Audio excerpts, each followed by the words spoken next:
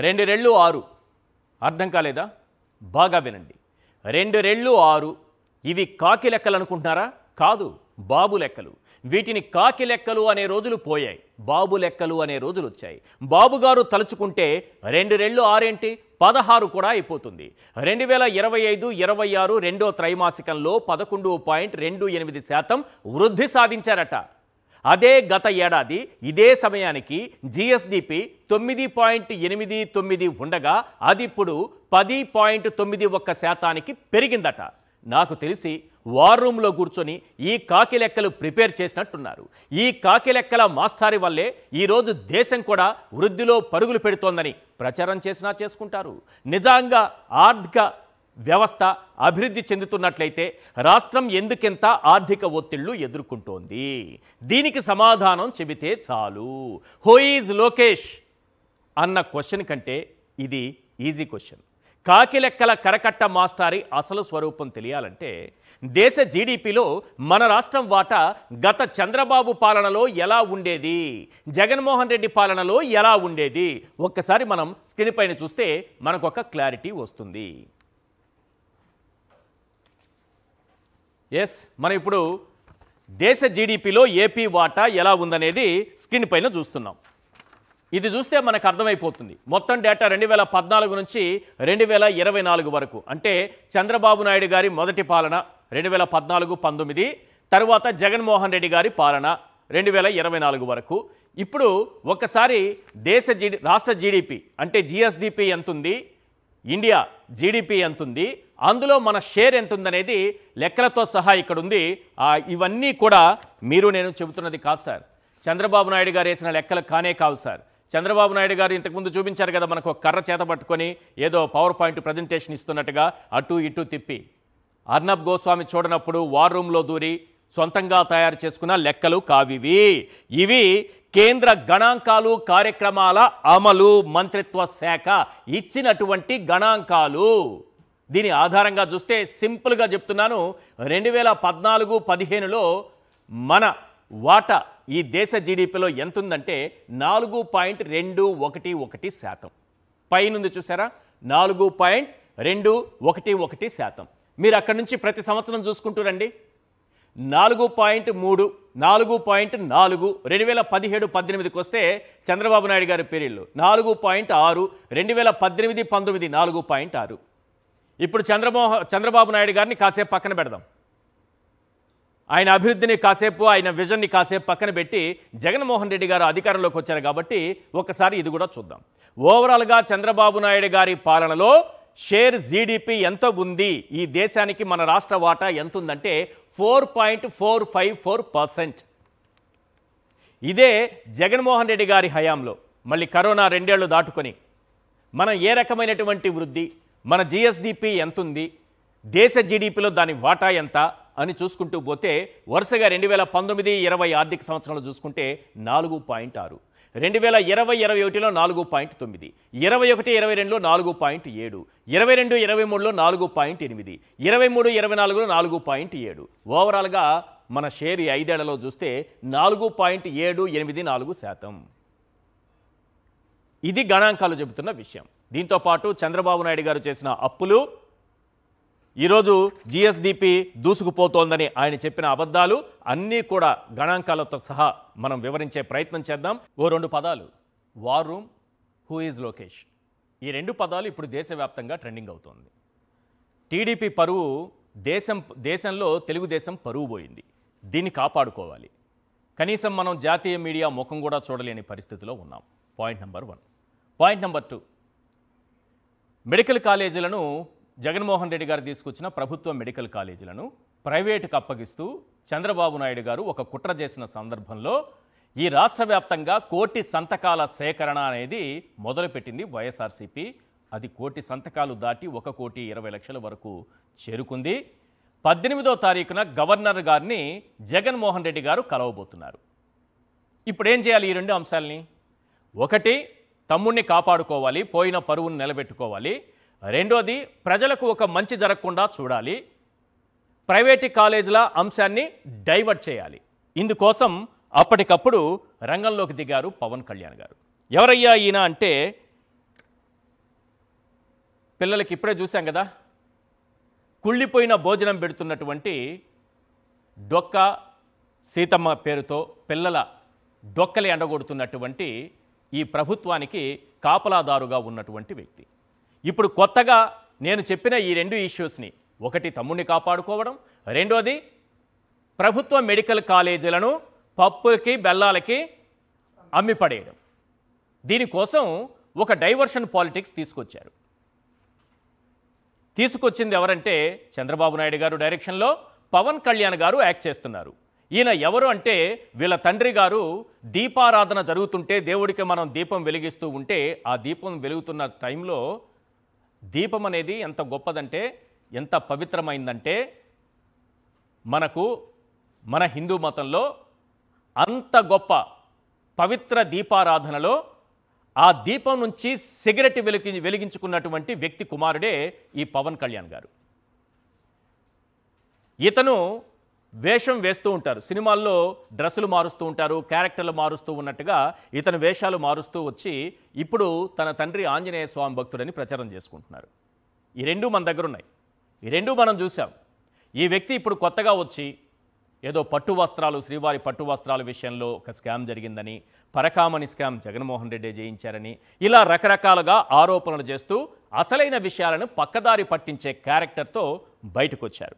అసలు ఏంటి క్యారెక్టర్, ఎవరు ప్రవేశపెట్టారు, ఏ ఉద్దేశంతో ప్రవేశపెట్టారు, ఏ లాభంతో ప్రవేశపెట్టారు, జగన్మోహన్ రెడ్డి గారిపైన ఎందుకు బురద జల్లుతున్నారు, జగన్మోహన్ రెడ్డి గారిపైన దేవుడి పేరుతో రాజకీయం ఎందుకు చేస్తున్నారు, ఈ మత రాజకీయాలతో వీళ్ళు సాధించేదేమిటి, ఈ అంశాలన్నిటిపైన మనం క్లియర్గా మాట్లాడుకుందాం.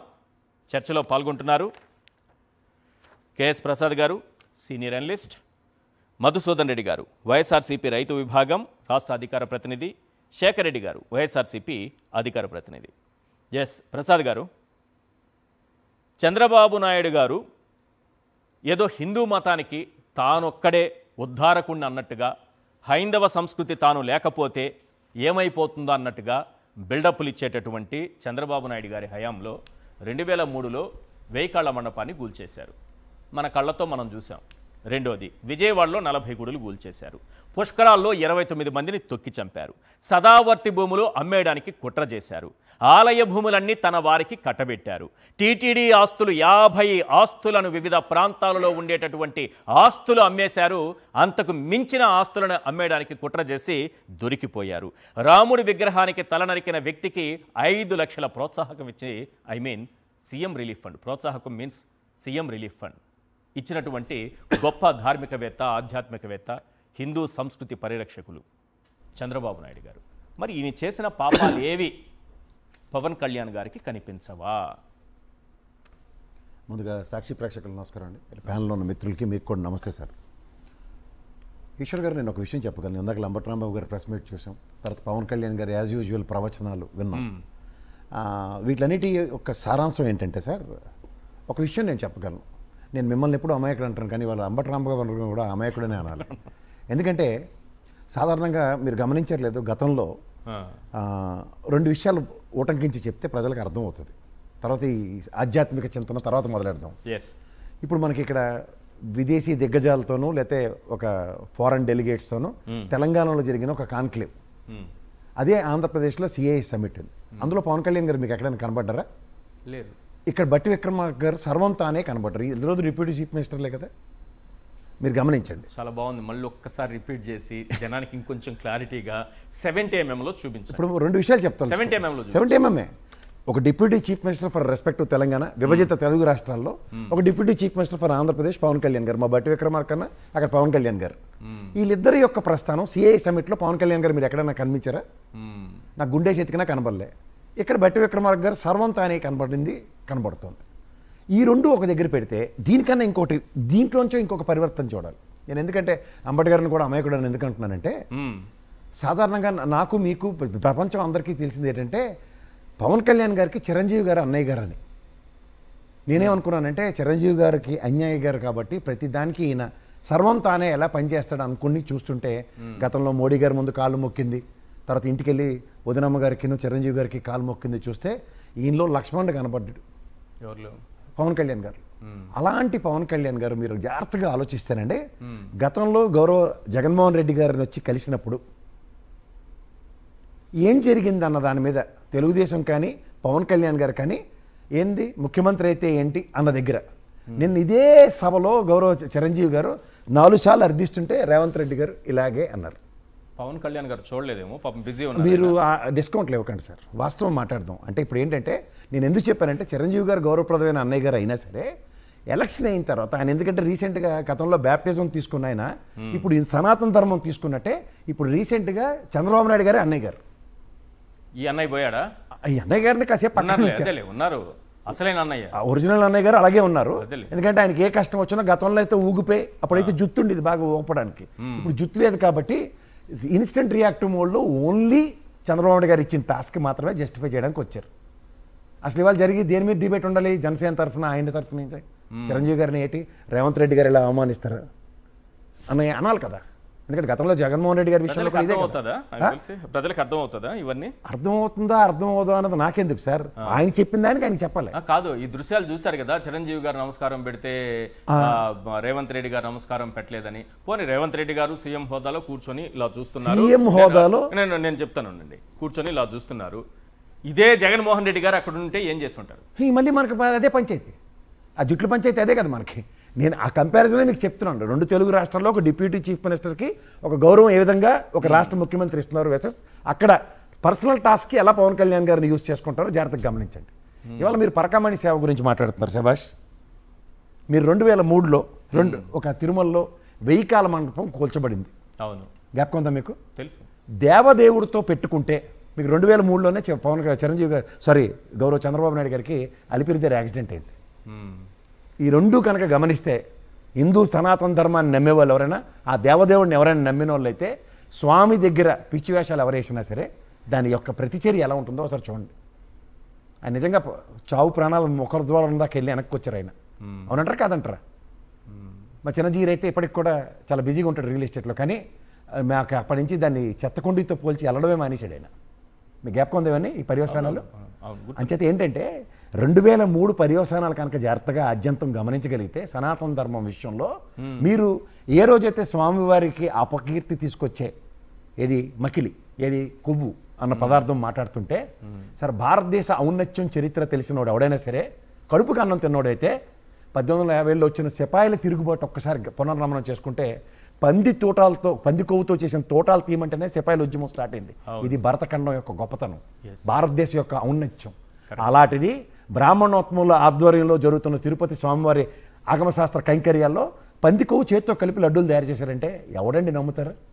హిందూ దేశ పవిత్రత, స్వతంత్ర సమరంలో తిరుగుబాటు స్టార్ట్ అయింది అక్కడి నుంచి. ఇప్పుడు పంది కొవ్వు అనే మాటలే తీసేశారు. అదే చెప్తున్నాను, మీకు నచ్చినట్టుగా కన్వీనియంట్గా పదాలు మార్చి పాపాలకేమి దేవుడు ప్రాయశ్చిత్తం ఎందుకు చేయడు సార్? దాని చర్వాత చూసారా? అదే వాళ్ళ నోటంపటి వచ్చిన మాటలకి వైకుంఠ ఏకాదశి ఎలాంటి తిప్పలు పెట్టాడు చూసారు? అంటే పాపం వీళ్ళు, శాపం భక్తులకి. మీరు ఎప్పుడైనా సరే రాజుకు కనుక సరైన పరిపాలన అందించకుండా దేవదేవుడి సన్నిధిలో జరిగే అపవాదుల్ని ప్రజలకి ప్రబలించేలా చేస్తే అది మనం చూడండి కలియుగం అంటాం. కలియుగంలో ఎలాంటి పరిస్థితులు వస్తాయి? విపత్కర పరిస్థితులు.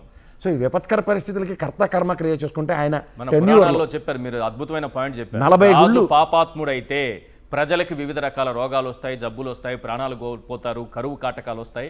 రాజు మంచోడైతే దేశం సుభిక్షంగా ఉంటుంది, రాజు దుర్మార్గుడైతే చరిత్ర దేశం నష్టపోతుంది. ఇది చరిత్ర. మనకు చరిత్ర చెప్తుంది ఏంటంటే, పురాణాలు కూడా చెప్తున్నాయి. అదే చెప్తున్నాను, మనకి గతంలో పురాణ ఇతిహాసాలు చదువుకుని మనకు వచ్చిన ఎవరైనా సరే సడన్గా అడాప్టబిలిటీతో ఆగమశాస్త్రం లేదంటే ఆగమశాస్త్ర విరుద్ధం అని మాట్లాడుతున్న వాళ్ళకి, సనాతన ధర్మం అని తెలుస్తున్న వాళ్ళకి సనాతన ధర్మ విలువలు, దాని విలువలను పరిరక్షించే నేపథ్యాలు ఉన్నప్పుడు దాని యొక్క చింతన ఏ విధంగా ఉంటుందో అన్నది తెలుసుకున్నవాడు ఎవడన్నా మాట్లాడితే దాని గురించి మనం చెప్పొచ్చు. కానీ కింద నుంచి పైకి మెట్లు కడిగేవాడు సనాతన ధర్మాన్ని ఆచరిస్తున్నాను అన్నాడు. నాకు తెలిసి సనాతన ధర్మంలో ఏకపత్ని వ్రతులుండే సనాతన ధర్మం ఆచరించేవాడు అంటారు, ఆయన రఘురాముడు. ఆ అంశంలో ఉన్న పుట్టిన వాళ్ళమే భరతఖండం అంటాం. సో ఇలాంటి దగ్గర మనం మాట్లాడుతుంది ఎక్కడి నుంచి ఎక్కడికి పొంతన పెట్టి మాట్లాడుతున్నామో ఒకసారి గమనించుకోమనండి. సనాతన ధర్మంకు కొత్త ఎబ్రివేషన్ అంటే మెట్లు కింద నుంచి పైకి కడిగే నేపథ్యానికి తెరలేపడం అంటే ఇది సనాతన ధర్మం అంటే నేను యాక్సెప్ట్ చేస్తాను. రెండోది, మీరు ఇవాళ దాన్ని చిన్న దొంగతనం అన్నప్పుడు అహోబిలంలో జరిగిన దానికి కేసు కట్టడం కానీ, ఈవో ఎవడైతే వెండి సామాన్లు ఎత్తుకెళ్ళిపోతున్నాడు గంగమ్మ తల్లి గుళ్ళో ఎర్రదొడ్డి గంగమ్మ. అండ్ ఇక్కడ సింహాచలంలో జరిగిన అపవాదికి పెట్టి కేసు అండి. సింహాచలంలో 55,000 చేశారు. ఎవరు ఒక రెగ్యులర్ ఎంప్లాయీని సస్పెండ్ చేసి 82,000. మరి ఈ 50,000 ఎవరికి వెళ్తుంది? ఎన్ని రోజులుగా దొంగతనం జరుగుతుంది? ఆలయానికి సంబంధించిన వాళ్ళ దగ్గర నుంచి ప్రభుత్వ పెద్దల వరకు వెళ్ళినట్టు లెక్క లేదండి. మేము సనాతన ధర్మ పరిరక్షణలో కాబట్టి మాకు ఇలాంటివి మేము కన్సిడర్ చెయ్యం.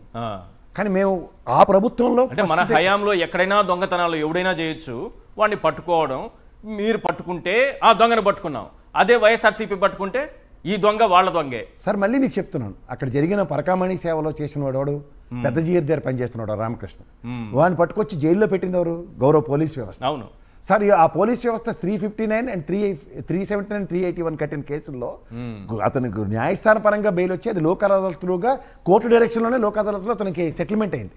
సో ఇది కనీసం లోక్ అదాలత్ని కానీ గౌరవ న్యాయస్థానాన్ని కానీ పరిగణలోకి తీసుకోకుండా ఆ కేసు పూర్వపరాల మీద యాజ్ ఇఫ్ ఏదో చిన్న దొంగతనం జగన్మోహన్ రెడ్డి గారు అన్న మాటను పట్టుకుని పీకులాడుకుంటే ఏం చేయాలండి?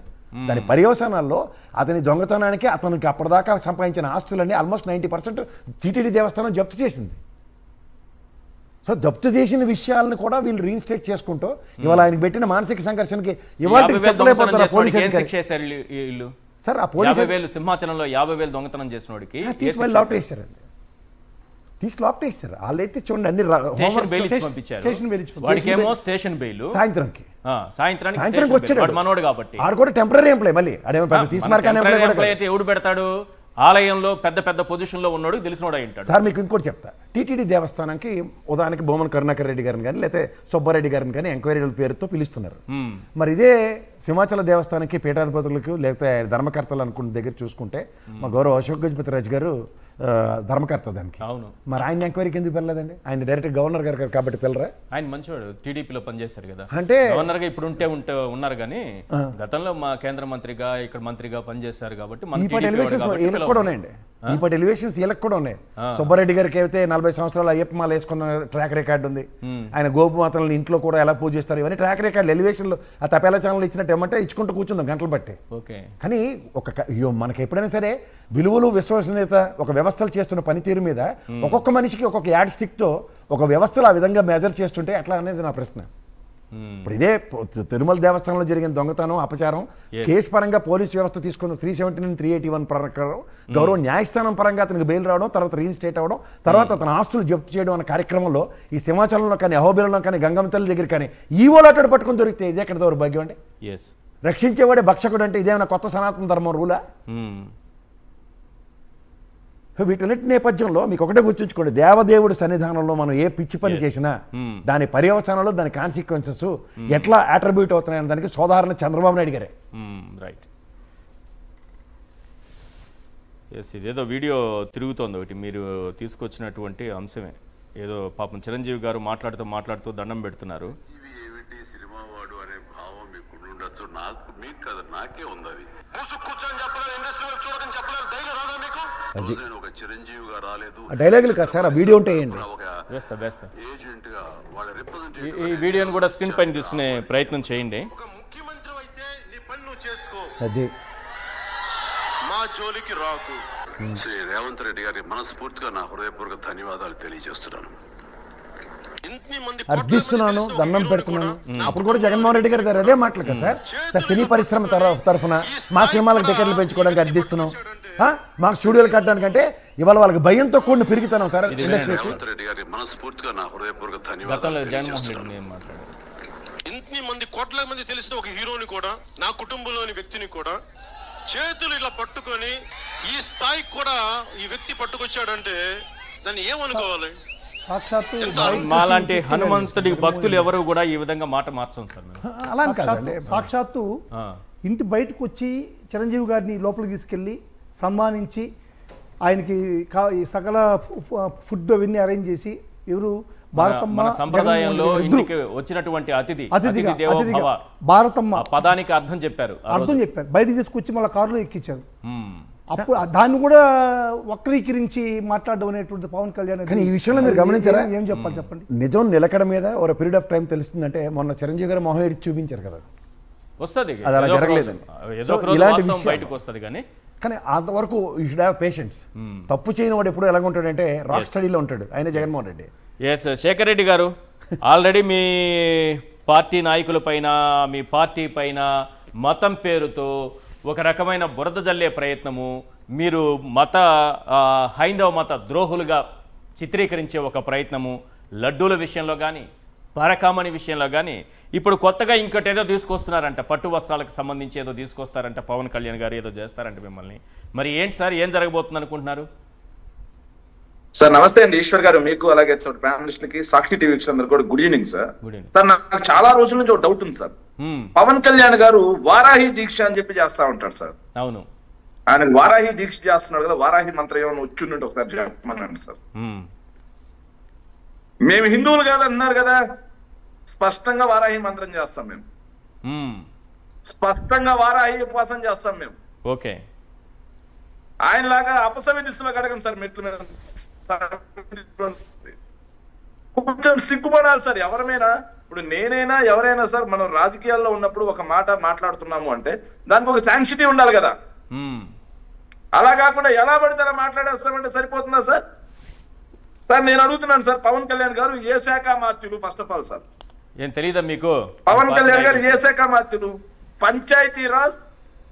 పంచాయతీరాజ్, రూరల్ వాటర్ సప్లై, అటవీ శాఖ మాత్యులు సార్. సైన్స్ అండ్ టెక్నాలజీ కూడా అండి సార్. ఆయన 10వ తరగతి 2 అత్యవసర మార్కులతో పాస్ అయ్యారు. సైన్స్ అండ్ టెక్నాలజీ కూడా ఇచ్చారు సార్. మరి ఆ శాఖలో ఆయన ఏమైనా పనితీరు కొనసాగిస్తున్నారు? అక్కడి నుంచి వెళ్దాం సార్ ముందు మనం. సార్ ఎంజీఎన్ఆర్జీఎస్ కూడా అయిందే సార్. ఉపాధికి షాక్. దేశంలో 27 లక్షల మందిని ఉపాధి హామీలోంచి తీసేస్తే 15.2 లక్షల మంది మన రాష్ట్రం వాళ్ళని తీసేశారు సార్. అయినా ఆయన శాఖ గురించి పట్టదు సార్. ఉపాధి హామీ పథకంలో నేను రాజ్యసభ క్వశ్చన్ ఒకటి చూపిస్తున్నాను సార్. 18 లక్షల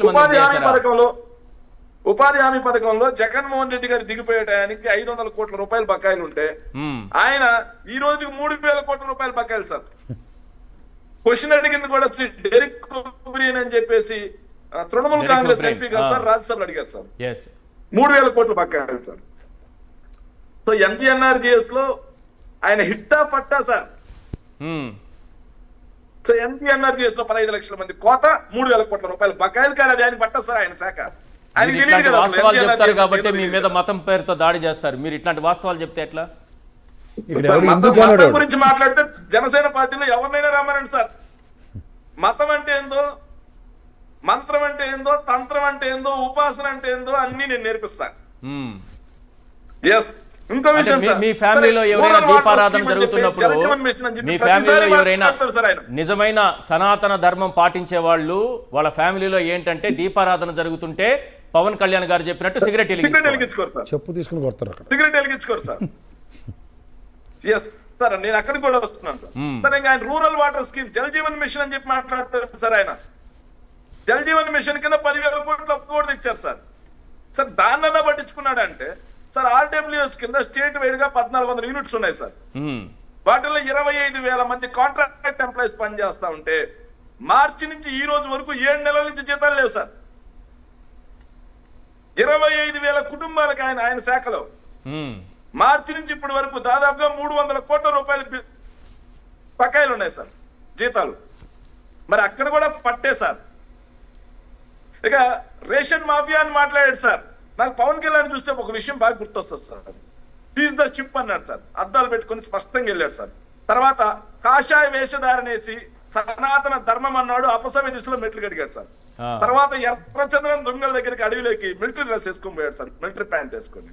ఇవన్నీ చూస్తుంటే ఏంటి మళ్ళీ చెప్పండి, నాకు అర్థం కాలేదు. మీ కంపారిజన్ నాకు అర్థం కాలేదు. ఏంటి అటవి సార్? అడవిలోకి పోతూ మిలిటరీ వాళ్ళు వేసుకునే ప్యాంట్ వేసుకొని పోయాడు సార్. ఆర్మీ వాళ్ళు వేసుకునే ప్యాంట్. నాకు తెలియక అడుగుతున్నా, వేసుకోవచ్చా వేసుకోకూడదా అంటే ఆయన అంటే నేను చెప్తాను చూడు సార్. ఇవన్నీ చూసిన తర్వాత నాకేం అర్థమైందంటే ఇది పొలిటీషియనా లేకపోతే ఇన్స్టాగ్రామ్ లో నింపా రీల్ చేసుకుంటా ఉంటారు సార్ ఆయన అని అర్థమైంది సార్. ఆయన ఎట్లాగూ సినిమాల్లో ఎంటర్టైన్మెంట్ ఇవ్వట్లేదు సార్ వాళ్ళకి. ఆయన తీసిన సినిమా ప్రతిదీ ఫట్టే. అది ఇప్పుడు రామ్మోహన్ రెడ్డి గారు తీసుకున్నారు, మీరు ఎంటర్టైన్మెంట్ ఇస్తున్నారు సార్. ఒక్కో రోజు ఒక వేషధారణ. సార్ నేను అడుగుతున్నాను సార్, నువ్వు సనాతన ధర్మవాది అయితే తిరుమలలో గోవులు చచ్చిపోతే నీకెందుకు సనాతన ధర్మం చెప్పలేదు? నువ్వు సనాతన ధర్మవాది అయితే తిరుమలలో తొక్కిసలాటకి ఎందుకు లేదు? నువ్వు సనాతన ధర్మవాది అయితే తిరుమలలో మద్యం బాటిల్ దొరికితే ఎందుకు లేదు? తిరుమలలో మాంసాహారం దొరికితే ఎందుకు లేదు? నువ్వు సనాతన ధర్మవాది అయితే తిరుమలలో ఇన్స్టాగ్రామ్ రీల్స్ చేసుకుంటే ఎందుకు లేదు? నువ్వు సనాతన ధర్మవాదివి అయితే సింహాచలం గుడిలో గోడ కూలితే ఎందుకు లేదు? సింహాచలం టెంపుల్లో దొంగతనం జరిగితే నీకు సనాతన ధర్మం ఎందుకు దెబ్బతినలేదు? నువ్వు సనాతన ధర్మవాదివి అయితే విశాఖపట్నంలో 180,000 కేజీల గోమాంసం దొరికితే నీ నోరు ఎక్కడికి పోయింది పవన్ కళ్యాణ్? నీ సనాతన ధర్మం ఎక్కడికి పోయింది? సనాతన ధర్మంలో అత్యంత పవిత్రమైనది గోవే. మరి 180,000 కేజీల గోమాంసం దొరికిందంటే ఎన్ని గోవులు చంపుంటారు? ఎంత గోవధ జరిగి ఉంటుంది నీ రాష్ట్రంలో? మరి మీ హోంమంత్రి ఏమైపోయారు? మీ ముఖ్యమంత్రి ఏమైపోయారు? సకల శాఖ మంత్రి అయినటువంటి లోకేష్ ఏమైపోయాడు? అన్ని శాఖల్ని పర్యవేక్షించే నువ్వేమైపోయావు? మీ దేవాదాయ శాఖ మంత్రి ఏమైపోయారు? సో నిజమైన సనాతన ధర్మానికి ఇప్పుడు కదా ఏదైతే ఆటంకం వాటిల్లుతుంది, నిజమైన సనాతన ధర్మం ఇప్పుడు కదా భ్రష్టు పట్టిపోతా ఉంది. పరకామణి కేసులో దొరికిన వాటి నుంచి 14 కోట్లు గవర్నమెంట్ వాల్యూ, 100 కోట్ల రూపాయలు మార్కెట్ వాల్యూ రికవరీ చేసి పెడితే తప్పంట. మరి సింహాచలంలో 50,000 దొంగతనం ఇచ్చిపోతే రైట్ అంట. అహోబిలంలో 50,000 రూపాయలు దొంగతనం చేసిన వారికి రైట్ అంట సార్. మరి ఏది సనాతన ధర్మం ఎక్కడ? దీనికి కదా సమాధానం చెప్పాలి పవన్ కళ్యాణ్. దీనికి కదా సార్ పవన్ కళ్యాణ్ సమాధానం చెప్పాలి. సార్ నేను చెప్తా ఉన్నాను సార్, ఆయన శాఖ గాలిపోయింది. పవన్ కళ్యాణ్ శాఖతో పాటుగా ఆయన సాధ్యుడైనటువంటి శాఖ రేషన్ కూడా గాలికి ఎగిరిపోయింది. వాటన్నిటి నుంచి డైవర్ట్ చేయాలి. వాటన్నిటి నుంచి డైవర్ట్ చేయడమే కాకుండా ఇప్పుడు జగన్మోహన్ రెడ్డి గారి 17 మెడికల్ కాలేజీల విషయం రాష్ట్ర వ్యాప్తంగానే కాకుండా దేశవ్యాప్తంగా హైలైట్ అయ్యే పరిస్థితి. చిత్తకొట్టుడు కొట్టాడు సార్ తెలుగుదేశం పార్టీని. ఆ చిత్తకొట్టుడు నుంచి డైవర్ట్ చేయాలి. ఇప్పుడు దేవుడు అవసరం అయ్యాడు. రైట్. మధుసూదన్ రెడ్డి గారు, ఏంటి చంద్రబాబు పాలనలో ఏం జరిగినా సరే ఎవరో మంత్రజలంతో నాలుగు పైన నెత్తిపైన చలినట్టుగా పవన్ కళ్యాణ్ మౌనంగా ఉండిపోతారు. చంద్రబాబు ఆదేశిస్తే మాత్రం హిందూ మతం పైన ఏదో దాడి జరిగిపోతుంది, జగన్మోహన్ రెడ్డి గారు హిందూ మతానికి ద్రోహం చేస్తున్నారన్నట్టుగా అప్పటికప్పుడే వచ్చేస్తారు తెరపైకి. ఇప్పుడు సందర్భం లేకుండా ఎందుకు జగన్మోహన్ రెడ్డి గారి పైన ఆరోపణలు చేశారు? డైవర్షన్ చేయటానికి కారణాలు ఏమైనా కనిపిస్తున్నాయా? సార్, ముందుగా ఈశ్వర్ గారు, మీకు, సాక్షి యాజమాన్యానికి, సాక్షిని వీక్షిస్తున్నటువంటి ప్రజలకి, ముఖ్యంగా వైఎస్ఆర్ కాంగ్రెస్ పార్టీ కార్యకర్తలకి, శేఖర్ రెడ్డి గారికి, అదేవిధంగా ప్రసాద్ అన్నకు నా నమస్కారాంజలి. సార్, ఇప్పుడు పవన్ కళ్యాణ్ గారు ప్రశ్నించట్లేదు అని చెప్పని ఒక పక్క అన్న అంబటి రాంబాబు గారు, మీరు, శేఖర్ రెడ్డి గారు, అన్న ప్రసాద్ గారు అందరూ కూడా చేస్తున్నారు. సార్, మీరు ఎస్వి కృష్ణారెడ్డి గారి సినిమా ఒకటి చూసుంటారో లేదో? ఎస్వి కృష్ణారెడ్డి గారి సినిమా, ఆ సినిమాలో శ్రీలక్ష్మి అనేటువంటి ఒక ఆమె ఉంటుంది. ఆమెకి దెబ్బ దెబ్బ అంటుంటుంది. మన బాబు బ్రహ్మానందం గారు పెళ్లి చేసుకుంటాడు. పెళ్లి చేసుకున్న తర్వాత ఏం మాట్లాడదాన్ని, అప్పుడేం మాట్లాడదు. ఆ తర్వాత కొద్ది రోజుల తర్వాత ఆయన ఆపరేషన్ చేపిస్తాడు అనమాట. ఎవరు? బ్రహ్మానందం గారు. ఆపరేషన్ చేపిస్తే అప్పుడు గోపి ఐ లవ్ యూ అంటది. ఇదేంటిది గోపి ఐ లవ్ యూ అంటా ఉండదు? నాకేం అర్థం కావట్లేదు. నేను 6వ తరగతి చదివేటప్పుడు గోపి అనేటువంటి ఒక వ్యక్తి ఉన్నాడు, నేను వాడికి ఐ లవ్ యూ చెప్పాలనుకున్నాను, ఇప్పుడు నేను ఐ లవ్ యూ చెప్తున్నాను అని చెప్పని పవన్ కళ్యాణ్ గారి ముందు అప్పుడు చెప్తాను అనమాట. ఐ లవ్ యూ చెప్తాను శ్రీలక్ష్మి. అదే పరిస్థితి సార్ ఇప్పుడు పవన్ కళ్యాణ్ గారిది. ఆయన ఇప్పుడు చెప్పడం, మళ్ళీ చంద్రబాబు నాయుడు దిగేసి జగన్మోహన్ రెడ్డి గారు అప్పుడు నాలుగు ఆపరేషన్ చేయించుకుంటాడు. ఆపరేషన్ చేయించుకొచ్చి మహిళల మీద అన్యాయం జరిగింది, ఇన్ని గుడులు కూల్చేశారు, అయ్యో లడ్డూలో ఇది జరిగింది అని చెప్పని జగన్మోహన్ రెడ్డి గారు మీద అబండాలు వేయటువంటిది జరుగుతుంది అనమాట. ఇది పవన్ కళ్యాణ్ గారు అవును సార్, నేను ఇప్పుడు చెప్పేది కదా సార్. 2017-18లో సుగాలి ప్రీతి విషయం చంద్రబాబు నాయుడు గారి ప్రభుత్వంలో ఉన్నప్పుడు జరిగింది. అంటే పవన్ కళ్యాణే వైఎస్ఆర్సీపీ మీద పెద్ద ఆపరేషన్ మొదలు పెట్టాడని మేము అనుకున్నాం. మీరేమంటే పవన్ కళ్యాణ్కే ఆపరేషన్ జరిగింది 4. అవును సార్, అదే చెప్పేది. ఇప్పుడు జగన్మోహన్ రెడ్డి గారి హయాంలో, చంద్రబాబు నాయుడు గారి హయాంలో జరిగేటువంటి ఏ విషయమైనా సరే ఆ రోజు ఆపరేషన్ చేయించుకోకుండా జగన్మోహన్ రెడ్డి గారు ముఖ్యమంత్రి కాగానే 4 ఆపరేషన్ చేయించుకుంటాడు ఆయన. అదే బ్రహ్మానందం చేపిస్తాడు ఆపరేషన్. అప్పుడు వచ్చి పవన్ కళ్యాణ్ బ్యార్ బ్యార్ బ్యార్ బ్యార్ అని నడుస్తాడు అనమాట. సుగాలి ప్రీతి విషయం అదే కదా 2017-18లో సుగాలి ప్రీతికి అన్యాయం జరిగితే చంద్రబాబు నాయుడు ముఖ్యమంత్రి ఉన్నప్పుడు ఏం మాట్లాడాల జగన్మోహన్ రెడ్డి గారు ముఖ్యమంత్రి రాగానే బేర్ సుగాలి ప్రీతికి నేను మొదటి సంతకంలో న్యాయం చేస్తానని చెప్పి బేర్ నడిచాడు. సేమ్ అదే పరిస్థితి సార్ ఈరోజు. నిజంగా ఈ హిందూ సమాజం పైన హిందూ దేవాలయాల పైన ఏ విధంగా దాడి జరుగుతుందంటే ఈరోజు మనకు ఇప్పుడు పరకామణి కేసు ఒక్క విషయం తీసుకుంది సార్. పరకామణి కేసులో ఈ రవికుమార్ అనేటువంటి వ్యక్తి గత 20 సంవత్సరాలుగా ఈ దొంగతనాన్ని చేస్తూనే ఉన్నాడు. ఆ టైంలో చంద్రబాబు నాయుడు గారు ముఖ్యమంత్రిగా కూడా ఉన్నారు. అప్పుడు పట్టుకోవాలా. ఎప్పుడు పట్టుకున్నారు? జగన్మోహన్ రెడ్డి గారు ముఖ్యమంత్రి అయిన తర్వాత పరకామణికి ఒక బిల్డింగ్ కొత్తగా కట్టారు 24 కోట్లతో కట్టి దాంట్లో పకడ్బందీ ఈ సీసీ కెమెరా వ్యవస్థని పెట్టిన తర్వాత అప్పుడు కనిపెట్టారు దాన్ని ఆయన చేసినటువంటి ఇది. కానీ ఒకటి బ్యూటీ సార్, మీరు దీంట్లో ఆలోచించాల్సిన విషయం, చంద్రబాబు నాయుడు ముఖ్యమంత్రి అయిన తర్వాత 2019లో చంద్రబాబు నాయుడు ముఖ్యమంత్రి అయిన తర్వాత ఈ కేసులో అదే 2024 తర్వాత ముఖ్యమంత్రి అయిన తర్వాత ఈ కేసుకి బాగా బలం చేకూర్చడం కోసం ఏ రోజైతే రవికుమార్ గారు పట్టుకున్నటువంటి ఆ రోజునదో ఆ రోజు ఉన్నటువంటి సీసీటీవీ ఫుటేజ్ని కట్ చేశారు. లేదు ఈరోజు మీకు టీటీడీలో ఆ సీసీ ఫుటేజ్ లేదు. ఉంది. ఎక్కడుంది?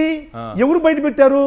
భానుప్రకాష్ రెడ్డి అనేటువంటి ఒక టీటీడీలో ఉన్నటువంటి బోర్డు మెంబరు ఈ సీసీ ఫుటేజ్ బయట పెట్టాడు. అతనికి ఎట్టొచ్చింది? అతని దగ్గర ఉంచుకొని డిలీట్ చేశాడు. దీంట్లో ఆంతర్యం ఏంటో మీకు తెలుసా?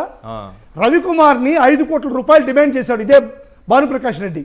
ఈ సీసీటీవీ ఫుటేజ్ నేను బయట పెడతాను, మళ్ళా కేసు మొదలుకొస్తుంది, నువ్వు 5 కోట్ల రూపాయలు ఇస్తే నేను ఈ సీసీ ఫుటేజీని నేను బయట పెట్టను అని చెప్పినటువంటి డిమాండ్ చేశారు. అతను పరమ భక్తుడు కదా వెంకటేశ్వర స్వామికి. భక్తుడు సార్, నాటకాలు. నేను ఆయనకి 20 సంవత్సరాలుగా నేను కావాలా కుక్కని అంటున్నాడు. నిజంగా కుక్కే ఆయన. కావాలా కుక్క అంటే ఆయన ఏం వెంకటేశ్వర స్వామికి కావిలి కాసేటువంటి శక్తి సామర్థ్యాలు ఈ భానుప్రకాష్ రెడ్డి అనేటువంటి కుక్కకున్నాయా? ఏంది మీరు చెప్తారు? కుక్క అంటున్నాడు కదా, నేను అదే మాట అంటున్నాను. ఆయన అనుకుంటున్నాడు కాబట్టి మీరు అంటున్నారు. మనిషి అనుకోండి. ఇప్పుడు ఇది అయిపోయింది. ఇప్పుడు సింహాచలంలో 55,000 రూపాయలు దొంగతనం చేస్తూ 2 వ్యక్తులు పట్టుబడ్డారు సార్. 55,000 రూపాయలు దొంగతనం చేస్తూ వాళ్ళు గత కొద్ది కాలంగా ఇదే కార్యక్రమాన్ని పోతూ ఉంది. పట్టుకొని ఏం చేశారు? స్టేషన్ బెయిల్ ఇచ్చి కేసు పెట్టి స్టేషన్ బెయిల్ ఇచ్చి పంపించేశారు. అదే విధంగానే అహోబిలంలో ఒక 4 వ్యక్తులను పట్టుకున్నారు. దాంట్లో పట్టుకున్న ప్రక్రియ ఏంటో మీకు తెలుసా? ఎట్ట పట్టుకున్నారు? ఒక భక్తుడు ఈ సామాజిక మాధ్యమాల్లో వచ్చి పదే పదే చెప్తా ఉంటే ఏంద్రా వీడు వాగుతున్నాడు, వీడు పనికిమాలినోడు అని చెప్పిన అప్పుడు పోయి ఈ యొక్క ప్రభుత్వం కానీ ఈ యొక్క గుడిలో ఉన్నటువంటి వ్యవస్థలు కానీ చూస్తే ఒక దొంగతనం జరిగింది హుండీలో. ఆ దొంగతనం ఎంత అని చెప్పి వాళ్ళ 4 తీసుకొని వస్తే 82,000గా డిసైడ్ చేశారు. ఆ 82,000 పట్టుకున్నటువంటి వాళ్ళ 4 కూడా ఏం చేశారు? స్టేషన్ బెయిల్ ఇచ్చి పంపించేశారు. ఈ రోజు మళ్ళా ఏమైంది? కదిరి దగ్గర ఎర్రదొడ్డి గంగమ్మ అనేటువంటి ఒక గుడిలో సాక్షాత్తు ఈవోనే చీరలు, నగలు, వెండి ఆభరణాలు దొంగతనం చేసి తీసుకెళ్తా ఉంటే ఆ లోకల్లో ఉన్నటువంటి ప్రజలు ప్రభుత్వం పట్టుకోలా, చంద్రబాబు నాయుడు గారు పట్టుకోలా, పవన్ కళ్యాణ్ పట్టుకోలా, ఆ లోకల్గా ఉన్నటువంటి ప్రజలు పాపం తెలియక పట్టుకున్నారు. ఎందుకంటే ఇవన్నీ తీసుకుపోతున్నది కరకట్టకని తెలియదు వాళ్ళకి. ఇవన్నీ నగలు, చీరలు ఇవన్నీ తీసుకుపోతున్నది అవి వేసుకొని కర్రకట్టకి చంద్రబాబు నాయుడు గారి బంగ్లాకి అని చెప్పని తెలియక లోకల్ ప్రజలు పట్టుకున్నారు. పాపం పట్టుకున్నారు కాబట్టి ఇంక కేసు పెట్టి తప్పదు కదా, అందుకని కేసు పెట్టి వాళ్ళకి స్టేషన్ బెయిలించి పంపించారు. నేను స్ట్రైట్గా చంద్రబాబు నాయుడిని ఈ యొక్క పవన్ కళ్యాణ్ని నేను సూటిగా ప్రశ్నిస్తున్నా. ఒక $9 నోట్లను పట్టుకొని 72 విలువ చేసి అప్పటి విలువలో డాలర్ విలువలో 72 విలువ చేసేటువంటి 72,000 విలువ చేసేటువంటి ఒక దొంగతనానికి ప్రాయశ్చిత్తంగా వైఎస్ఆర్సీపీ హయాంలో సాక్షాత్తు జగన్మోహన్ రెడ్డి గారి పాలనలో 14 కోట్ల రూపాయలు ఆ వ్యక్తి దగ్గర నుంచి పరిహారంగా శ్రీవారికి ఇవ్వడం జరిగింది. మరి ఈ 2-3 కేసుల్లో కూడా ఏం చేయబోతున్నారు అనేటువంటిది ప్రజలు పంపిస్తారు. ఏం శిక్ష చేసి పంపించారు? వాళ్ళ దగ్గర నుంచి ఎంత రికవరీ చేస్తారు? వాళ్ళకి ఏమైనా ఉరి శిక్ష చేస్తారా? వాళ్ళకి ఏమైనా ఎవరైనా శిక్ష చేస్తారా? లేదు. ఏదారు కదా. వాళ్ళ నుంచి పరిహారం అనేటువంటిది మెయిన్ కదా. మరి ఇవన్నీ కూడా పవన్ కళ్యాణ్ గారు ప్రశ్నించట్లేదు. ఇప్పుడు హిందూ దేవాలయాల్లో ఎన్ని అవకతవకలు జరిగాయో మీకు తెలుసు. గోశాలలో 100 గోవులు చచ్చిపోయాయి సార్, 40 లేగతోటలు. మీకు తెలుసో తెలియదో దాంట్లో ఒక గిరిజాతి ఆవు అంటే అత్యంత విలువైనటువంటి పవిత్రమైనటువంటి జాతి ఆవు గిరిజాతి ఆవు. ఈ గిరిజాతి ఆవు ఎట చచ్చిపోయింది? గోశాలలోంచి తప్పించుకొని రైల్వే ట్రాక్ పక్కన రైల్వే ట్రాక్ ఉంది, రైల్వే ట్రాక్ మీదకి వస్తే రైల్వే ట్రాక్ మీద రైలు గుద్దు చచ్చిపోయింది. హడావిడిగా టీటీడీ ఎంప్లాయీస్ పోయేసి ఏం చేశారంటే దానికి ఉండే కమ్మను కట్ చేసి ఈ గోవు మాది కాదు దానికి మార్క్ ఉంటుంది కమ్మ, ఆ కమ్మ కట్ చేసి తీసేసి ఈ గోవు మాది కాదు అని చెప్పని చేతులు ఎత్తేశారు. కానీ ఆ జాతి గిరిజాతి ఆవు ఎక్కడ కానీ మనకు ఆ లోకల్గా దొరకదు కాబట్టి మళ్ళీ క్లెయిమ్ చేసి ఇది మాదే అని చెప్పి ఒప్పుకోవాల్సిన పరిస్థితి. ఇటువంటి కార్యక్రమాలు జరిగాయి. 7 మంది దుర్మరణం, టీటీడీ శ్రీవారి భక్తులు దుర్మరణం, సింహాచలంలో గోడగూలి 8 మంది దుర్మరణం, కాశీబొగ్గులో తొక్కిసలాట్లో 10 మంది దుర్మరణం. ఇటువంటి కేసులు వీటన్నిటికీ కూడా సనాతన ధర్ముడు ఏం చేస్తున్నారు? వీటిపైన ఎంక్వైరీ కమిషన్లు, అరెస్టులు, శిక్షలు రాదు సార్, రాదు. వీటి గురించి పవన్ కళ్యాణ్ అడగరా? అదే సార్, ఎందుకంటే నేను పవన్ కళ్యాణ్ గారిని గమనించాను సార్. ఇప్పుడు తెలుగుదేశం పార్టీలో మీటింగ్స్ జరుగుతూ ఉంటాయి, మీరు గమనించి ఉంటారు మీటింగ్స్. దాంట్లో ఫస్ట్ ఒక ఎన్టీఆర్ విగ్రహాన్ని పెట్టుంటారు, దానికి మాల వేసి దండం పెడతారు. అదేవిధంగా పవన్ కళ్యాణ్ కూడా కుర్చీ వేసి దండం పెడతారు, సార్. పవన్ కళ్యాణ్ గారికి కుర్చీ వేస్తారు, దండం పెడతారు. ఎన్టీఆర్ విగ్రహానికి ఒక మాలేసి దండం పెడతారు. ఎన్టీఆర్ విగ్రహం మాట్లాడదు, కుర్చీ వేసిన పవన్ కళ్యాణ్ మాట్లాడు. ఇదే పరిస్థితి, అంతే, ఇంకేం లేదు. ఈ ఎన్టీఆర్ విగ్రహానికి పవన్ కళ్యాణ్కి తేడానే పోటు లేదా? వెన్నుపోటు ఉంది, పవన్ కళ్యాణ్కి ఉంటుందా? ఏం తేడా లేదు. ఎన్టీఆర్ విగ్రహం మాట్లాడదు, పవన్ కళ్యాణ్ గారు మాట్లాడు, ఇదే తేడా సార్. ఇప్పుడు సనాతన ధర్మం అంటున్నారు కాబట్టి నేను ఒకటి చెప్పాలి సార్. ఇప్పుడు వేదాలు 4 సార్, వేదాలు 4 వ్యాసుడు రాశాడు. పంచమ వేదం మహాభారతం. పంచమ వేదం మహాభారతంలో పాండురాజు ఇప్పుడు కుస్తీ సార్, ఆయనకి అంటే బొల్లి రోగం ఉంటుంది పాండురాజుకి. బొల్లి రోగం ఉండేటువంటి వాడు రాజ్యపాలన చేయకూడదు, కానీ పాండురాజుకి ఇవ్వాలి. ఏది రాజ్యపాలన? పాండురాజు గుడ్డోడు రాజ్యపాలన ధృతరాష్ట్రుడు గుడ్డోడు సార్. ధృతరాష్ట్రుడు గుడ్డోడు. అంగవైకల్యాల్లో అన్నిటికన్నా ఘోరమైనటువంటి రోగం ఏదంటే గుడ్డి, అంధత్వం. ఏం చూడలేడు, రంగు చూడలేడు, ఏమీ చూడలేడు, ప్రపంచాన్ని చూడలేడు. కాబట్టి అతనికి ఇవ్వాలి రాజ్యపాలన, పెద్దోడు కాబట్టి. కానీ రెండో వాడు పాండురాజుకి పాండురోగం సార్. పాండురోగం అనేటువంటి వ్యక్తికి రాజ్యపాలన ఇవ్వాలి. కానీ పాండురోగం ఉండేటువంటి ఈ యొక్క పాండురాజుకి రాజ్యపాలన ఇవ్వకుండా గుడ్డోడైనా పర్వాలేదని చెప్పని ధృతరాష్ట్రుడికి రాజ్యపాలన ఇవ్వడం జరిగింది. పంచమ వేదం సార్. మీరు హైందవ సాంప్రదాయం గురించి మాట్లాడుతున్నారు కాబట్టి నేను చెప్తున్నా, పంచమ వేదం ఇది. అంటే గుడ్డివాడే, మీరు పాండురోగం ఉండేటువంటి వాడికన్నా గుడ్డివాడే మేలు రాజ్యపాలనకు అని చెప్పని ధృతరాష్ట్రుడికి ఈ యొక్క రాజ్యపాలన ఇవ్వడం జరిగింది. అంటే పాండురాగం ఉండేవాడు రాజ్యపాలన చేస్తే సార్ ఆ రాజ్యం అంటే పాలన అన్ని కూడా చాలా కఠోరంగా. ఒకసారి ఆ వీడియో ప్లే చేయండి. పవన్ కళ్యాణ్ గారి ఫ్యామిలీ తన గురించి తానే చెప్పుకుంది, తన తాతల గురించి, తర్వాత నానమ్మ గురించి, తండ్రి గురించి ఆయన చెప్పుకున్న మాటలు. Father was a great devotee of Hanuman. Maybe because of Hanuman, I think I was called here. And all through my childhood, the Taraka mantra, Hare Rama, Hare Krishna, Krishna Krishna, Hare Hare, Hare Rama, Rama Rama, Hare Hare. That's what my father used to sing when I was fallen sick.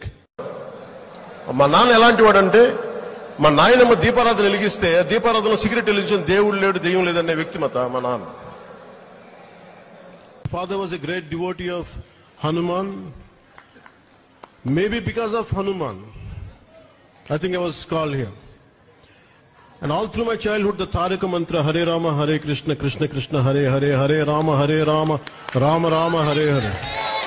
That's what my father used to sing when I was fallen sick. మా నాన్న ఎలాంటి వాడంటే, మా నాయనమ్మ దీపారాధన వెలిగిస్తే దీపారాధనలో cigarette వెలిగించిన దేవుడు లేడు, దెయ్యం లేదనే వ్యక్తిమత మా నాన్న. రామ ఇంకెంతకంటే ఏం చెప్పాలి సార్?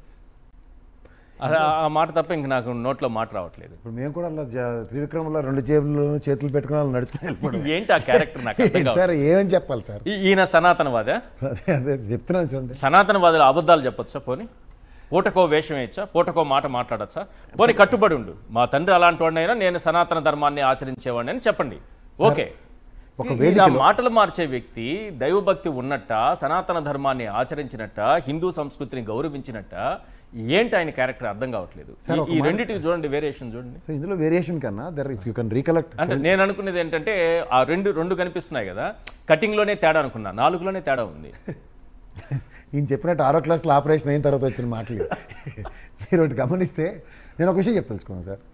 ఇన్కన్సిస్టెన్సీకి కన్సిస్టెంట్గా జస్టిఫై చేస్తున్న ఏకైక వ్యక్తి ఎవడంటే పవన్ కళ్యాణ్. ఎందుకంటే ఆయన మాట్లాడింది ఆయనే మర్చిపోతాడు. మర్చిపోయి ఆయన చేసే గొప్పతనం ఏంటంటే, మనం అందరం చూడండి, పిల్లి కళ్ళు మూసుకొని పాలు తాగుతూ ఉంటుంది, అది ఏమనుకుంటుంది అంటే నన్ను ఎవరు చూడట్లేదు అనుకుంటుంది. అలాంటిది ఈరోజు ఈ సమాజంలో ఉన్న అవేర్నెస్కి ఆయన ఇహపరాలు మర్చిపోయి వాళ్ళ అన్నగారు చిరంజీవి గారు ఇంటర్వ్యూలో కేటగారికల్గా చెప్పాడు, ఐ వోంట్ బిలీవ్ గాడ్ అని. నాగబాబు గారు ఇంటర్వ్యూలో కూడా ప్రస్తావించారు, ఐ వోంట్ బిలీవ్ గాడ్ అని. వాళ్ళకి దైవభక్తి లేదా? సో ఇవన్నీ చెగిరి వాళ్ళ చిరంజీవి గారు నమ్ముతారు, వాళ్ళ అమ్మగారు ఒక్కలే నమ్ముతారు. ఆయన చాలా సందర్భాల్లో చెప్పుకున్నారు వాళ్ళ అమ్మగారు దైవభక్తి ఉంది, బట్ వాళ్ళ నాన్నగారికి సంబంధించిన అంశంలో వీళ్ళే అట్రిబ్యూట్ చేశారు. మా నాన్నగారు అది నేను ఇది అని చెప్పుకుంటే తప్పే ఉంది అంటే. ఇప్పుడు ఒక్కొక్కరు, ఇప్పుడు మా ఫ్యామిలీలో చాలా మంది కమ్యూనిస్ట్ భావజాలతో ఉన్న ఫ్యామిలీ ఉంది మాది. వాళ్ళు కమ్యూనిస్ట్ భావజాలలో ఉన్న వాళ్ళు కాదని మనం అందరూ వ్యవహార శైలినే మార్చేస్తే ఎట్లా పూర్తిగా కదా. ఇప్పుడు మనం ఎప్పుడైనా సరే అమ్మ పుట్టిన మేనమామ కెరకనే సామెత ఉంటుంది.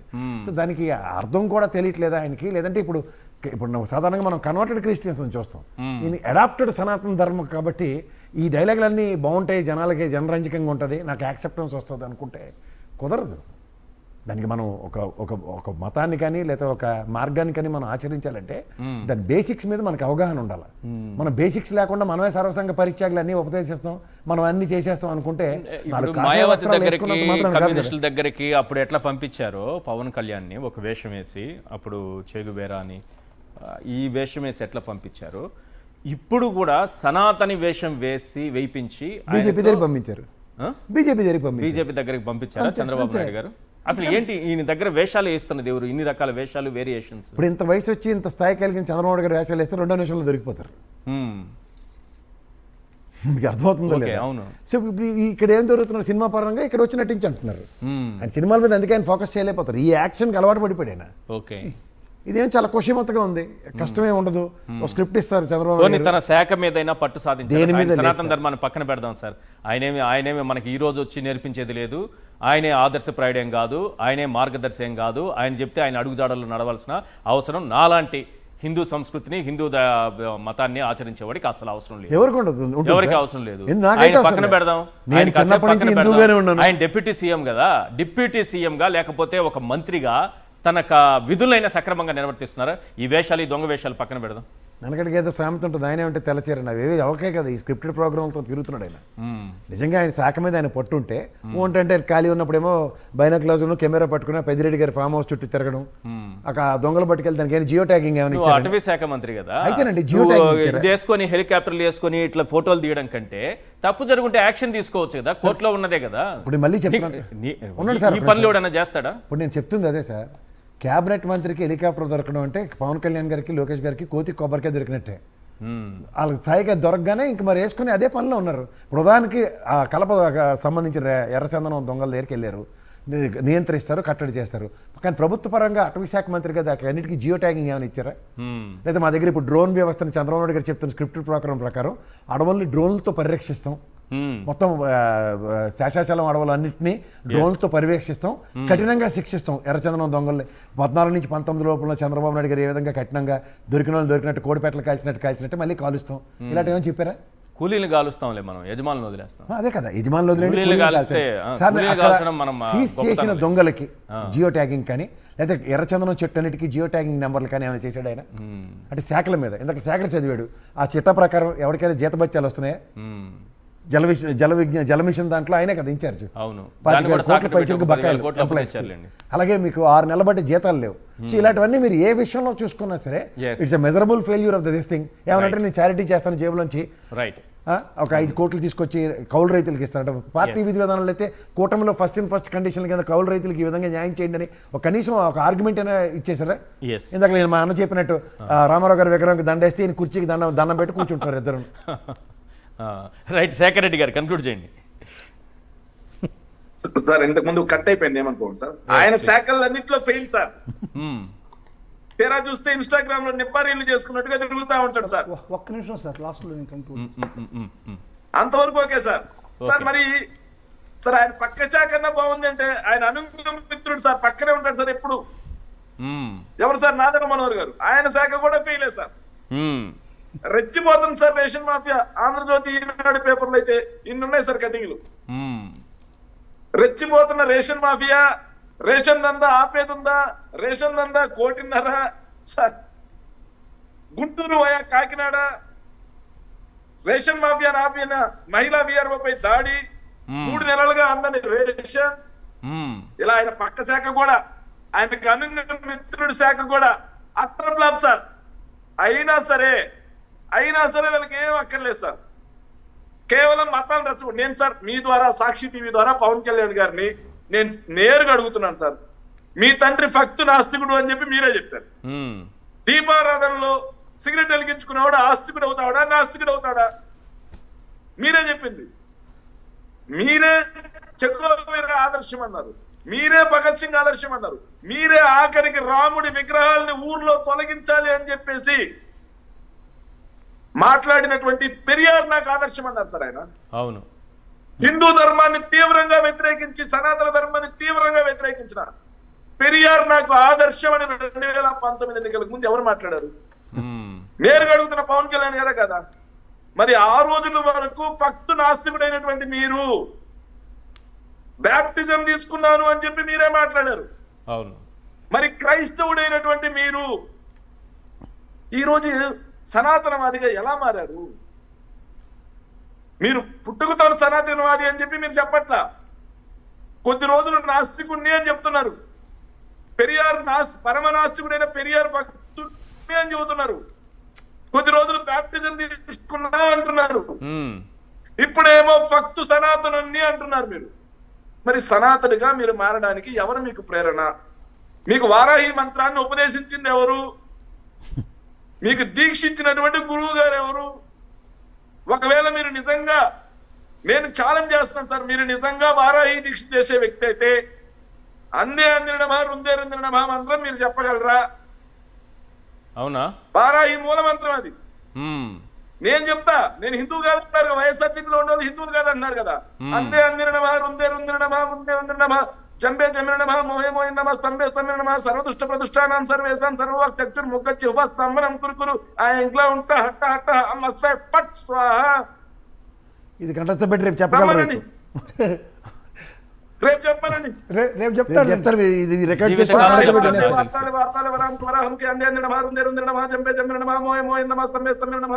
జంబే జమిన నమః సర్వదుష్ట ప్రదుష్టానాం సర్వేశాం సర్వవాక్ ముఖచ్చి ఉప స్తంభనం కురుకురు ఆ ఇంట్లో ఉంటా హట్ట హట్ట అమ్మస్సై ఫట్ స్వాహ.